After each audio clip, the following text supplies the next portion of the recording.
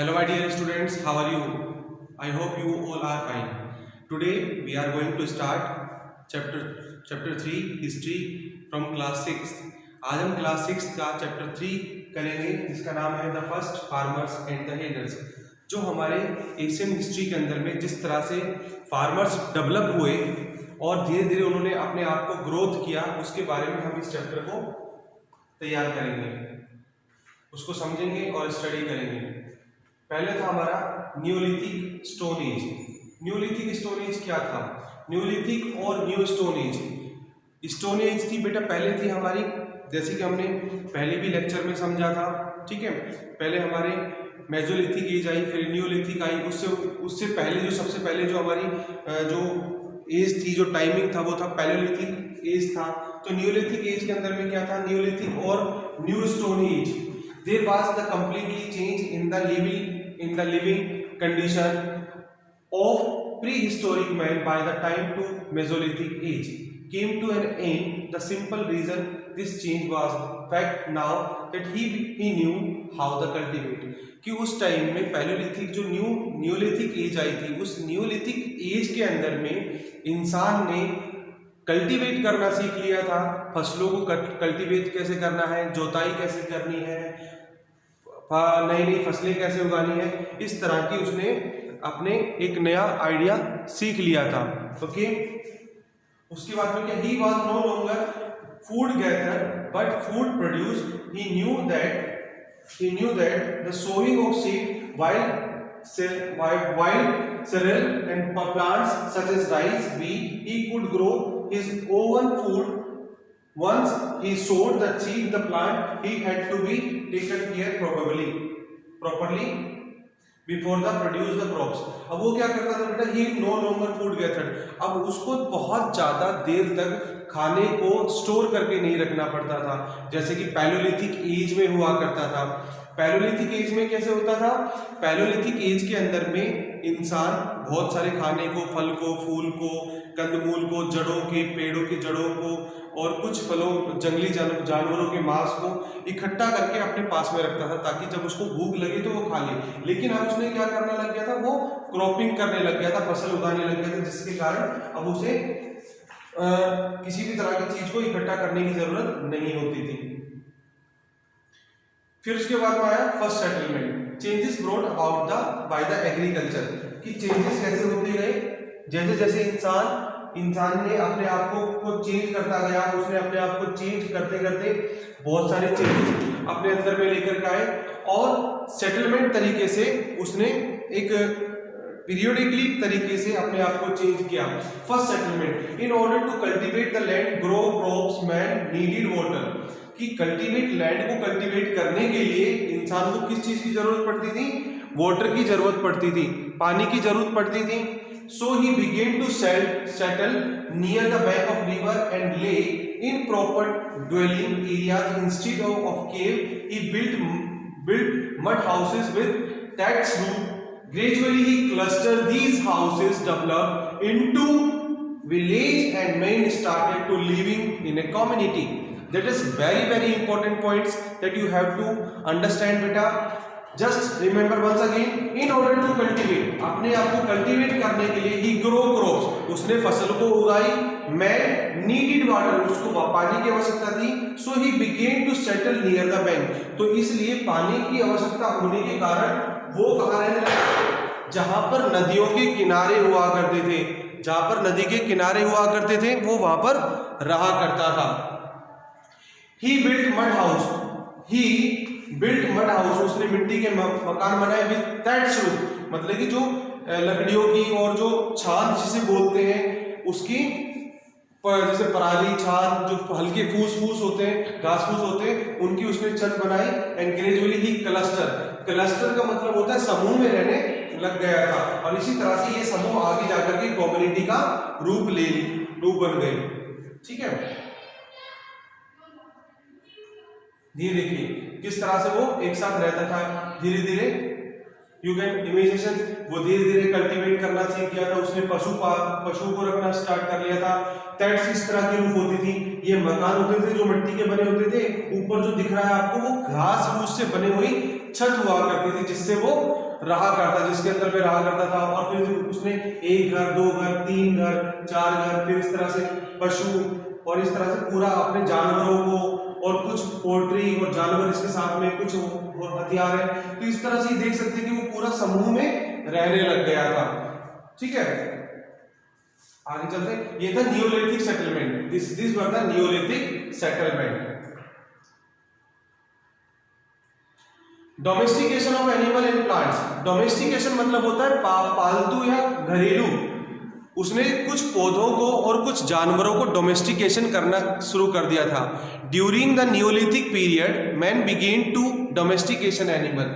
उसने कुछ जानवरों को, जब नियोलिथिक पीरियड आया, अगर आपसे कोई पूछता है कि बेटा किस जो इंसान था, पहले के जो इंसान थे, उसने कब, कैसे, किस तरह से, कौन से पीरियड में जानवरों को अपने साथ में रखना शुरू कर दिया था, तो वो था नियोलिथिक। उसने dog were also trained to the herd flock, sheep and goat, cattle, chicken, pigs were also the domesticated। उसने कुत्तों को, बिल्लियों को और बकरियों को, मुर्गे को, मुर्गियों को और सुअरों को, मतलब कि पिग्स वगैरह, इनको डोमेस्टिकेशन रखना शुरू कर दिया था। ये वाले कुछ जानवर थे जो इसके काम आते थे। ये इनको मांस देते थे, दूध देते थे, व्यापार करते थे। और इनसे, जैसे शिप होती थी, शिप से वो क्या करता था, उनकी खाल उतार करके उनसे वो गर्म कपड़े बनाया करता था। और गोट्स होती थी, उनसे वो मांस प्राप्त करता था। कैटल से उनसे बहुत सारे दूध मिलते थे। ठीक है, और वो फैट गेन किया करता था। People, those planted to yielded and longer grain, the strong stock, the capable to bearing the weight and ripe grain. Some of their earliest plant be domesticated were the wheat and barley। और फिर कुछ आगे जाकर के जैसे जानवर उसके domestication मतलब घरेलू बनते चले गए, जैसे कुत्ता, बिल्ली, घोड़ा, बकरी, भेड़, मुर्गा, मुर्गी, सुअर, जंगली सुअर, उसको अपने घर में रखना स्टार्ट कर दिया था, पालतू बना लिया था। इसी तरह से कुछ प्लांट्स ऐसी थी जैसे कि व्हीट और बार्ले, मतलब कि जौ, उसने अपने घर में बनाना स्टार्ट कर दिया था। मतलब कि उसके लिए बहुत ज्यादा फैमिलियर हो गई थी। ठीक है, इंप्रूव्ड टूल्स। अब नियोलिथिक एज के अंदर में बेटा उसने क्या किया था, इंसान ने जो पहले के थे नियोलिथिक इंप्रूव टूल्स, उसने टूल्स को इंप्रूव किया। जो उसके टूल्स होते थे जिससे वो काम करता था, जानवरों की मांस काटता था, लकड़ियां काटता था, पत्थरों के औजार बनाता था। तो उन औजारों के अंदर में उसने इंप्रूवमेंट किया। For the purpose of farming on the large scale Neolithic man needed new different tools, कि अपने आप को डेवलप करने के लिए, अपने फार्मिंग को डेवलप करने के लिए उसको नए नए औजारों की जरूरत पड़ती थी। So they started using basalt make टू सूल। बसाल्ट क्या होती है, बसाल्ट एक काली मिट्टी होती है जो नदियों से लाई जाती है, जो कि बहुत स्ट्रॉन्ग होती है। उस मिट्टी को मिला करके उसके अंदर में चारकोल की मात्रा बहुत ज्यादा होती है, मीन्स जो एक तरह से लोहे के उसके अंदर में तत्व मिलते हैं। ठीक है, तो उस मिट्टी को ये क्या होगी, बसाल्ट क्या है, एक तरह से मिट्टी है जिसके अंदर में लोहे जितनी स्ट्रॉन्ग और सीमेंट जितनी स्ट्रॉन्ग होती है, टू मेक द टूल्स, उसको हथियार बनाने के लिए काम आते थे। Such as the sickle, blades and grading stone. वो ब्लेड्स बनाता था, ग्रेडिंग स्टोन मतलब ऐसे हथियार बनाता था, ऐसे जरूरतमंद हथियार बनाता था, उन हथियारों से और दूसरे हथियार बनाए जा सकते थे। These were not only the headers. आगे जाके देखा लार्ज स्केल बिल्डिंग एक्टिविटीज। फिर उन्होंने वापस आके बिल्डिंग एक्टिविटीज भी हुई। जैसे जैसे धीरे धीरे इंसान ग्रोथ करता गया, building was another area in which the Neolithic people made remarkable progress.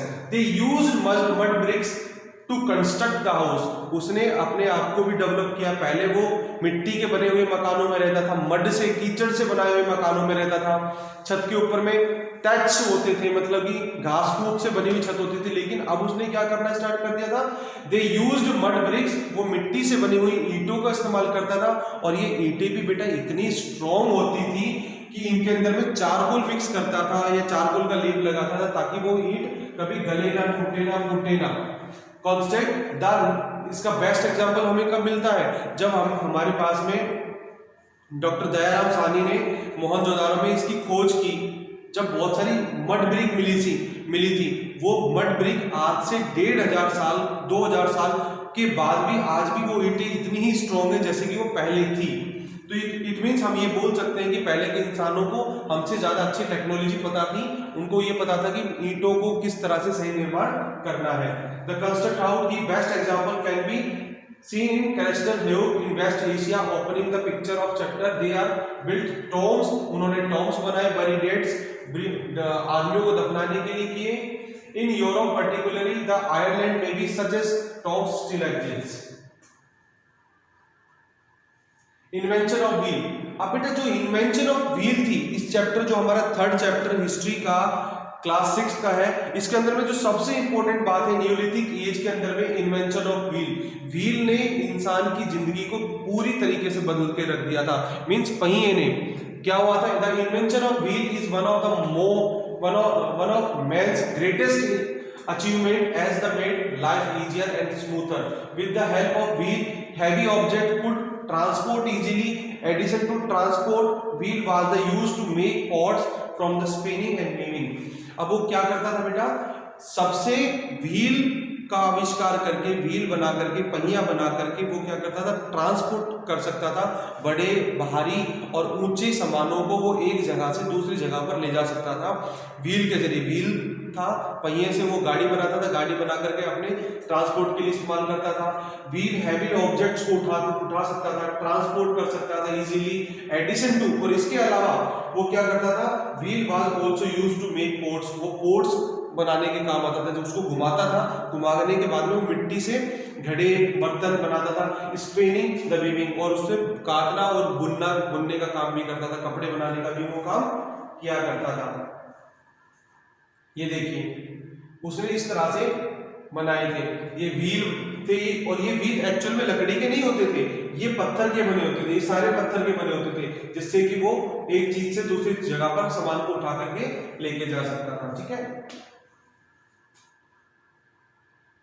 कैलोलिथिक age, that is the very important in this chapter. Chalcolithic age क्या थी, 4000 BCE before common era to 2000 BCE before common era से लेकर ये age मानी गई। Following the culture, the discovery and use of metal marks, next major milestone in the progress of civilisation. इस civilisation, जो मानव सिविलाइजेशन थी, जो सभ्यता थी, इसकी जो सबसे बेस्ट नॉलेज हुई वो थी कैलोलिथिक एज थी। मतलब कि कॉपर इसके अंदर इस्तेमाल किया गया था। देखिए ये मैंने निशान में लगा रहा है, copper was the first metal to be discovered and used by the man. कि इंसान ने जो सबसे पहला मेटल इस्तेमाल किया था वो कॉपर का इस्तेमाल किया था, और ये कैलोलिथिक एज में किया गया था। और इसी कॉपर के इस्तेमाल करने की वजह से इसे कैलोलिथिक एज बोला गया। This period when man used both copper and stone tools is called the Paleolithic age. जब इंसान क्या करता था, कॉपर का भी इस्तेमाल करता था, मींस तांबे का इस्तेमाल करता था, और पत्थर का भी इस्तेमाल करता था नए वेपन्स को बनाने के लिए, टूल्स को बनाने के लिए। तो इसी पीरियड को कैलोलिथिक एज भी कहा गया और कॉपर एज भी बोला गया। ठीक है, ओके बेटा, आई होप कि ये चैप्टर आपको बहुत अच्छा लगा होगा और समझ भी आ गया होगा।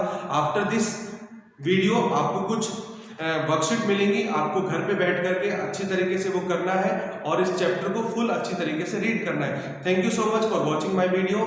God bless you.